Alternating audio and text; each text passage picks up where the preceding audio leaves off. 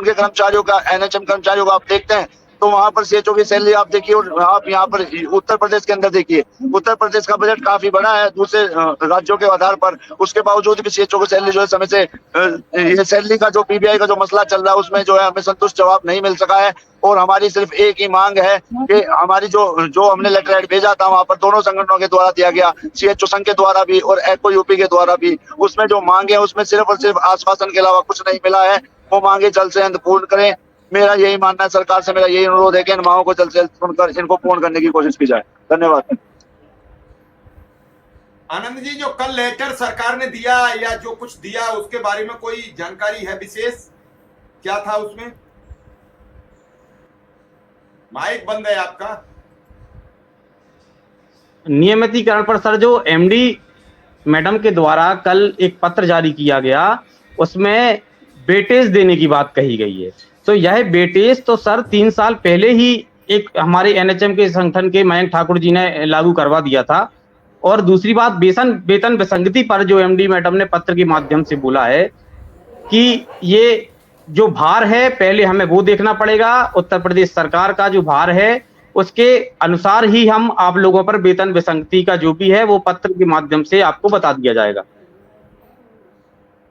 और तीसरा का जो सवाल है ऑनलाइन उपस्थिति का सवाल है, ऑनलाइन उपस्थिति हम लोगों की नहीं हटाई गई है और वह लगातार चालू की गई है। चलिए, बिल्कुल हम अनिल सर के पास पहुंचेंगे, उससे पहले एक बड़ी खबर आपको बता दें कि बड़ी गलत खबर आ रही है। उत्तर प्रदेश के 69,000 शिक्षक अभ्यर्थी को केशव मौर्य के आवास के बाद दिल का दौरा पड़ा है।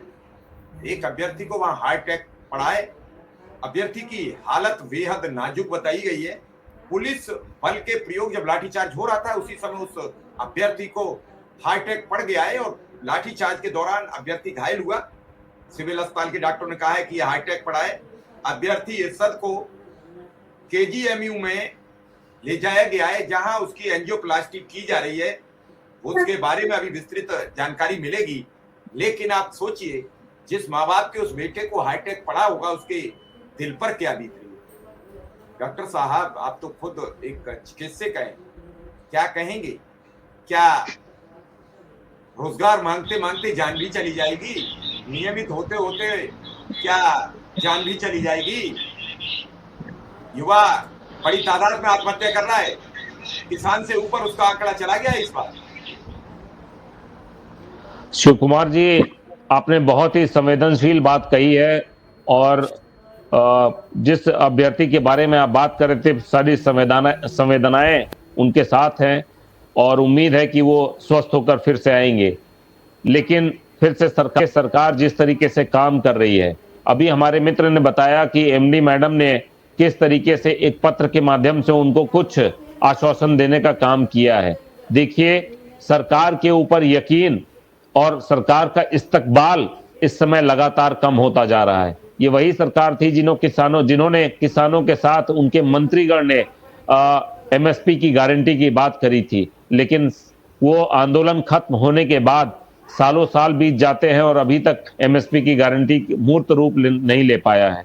तो ये सरकार क्या कहती है, क्या करती है, इसमें बहुत जमीन आसमान का अंतर है। लेकिन हम सारी चीजों को एक पर्सपेक्टिव में नहीं दे सकते हैं। हम उम्मीद करते हैं कि आपका ये प्रयास, आपका ये संघर्ष एक सार्थक रंग लाएगा और उम्मीद के साथ, क्योंकि आपके संगठन के ऊपर भी अलग अलग तरीके के प्रयास बनाए जाएंगे, मुझे उम्मीद है कि आप अपने इस हक की लड़ाई छोड़ेंगे नहीं। एमडी है उत्तर प्रदेश सरकार में, उनसे विधिवत बातचीत हुई। बातचीत के बाद ये पता नहीं लगा कि क्या सरकार का दबाव था, क्या लॉलीपॉप मिला। बहरहाल संगठन थोड़ा हौच पौच में दिखा, लेकिन आंदोलनकारी वो सीएचओ मैदान में जमे पड़े। वो आंदोलन के बिना कुछ मिले हम घर वापस नहीं जाएंगे।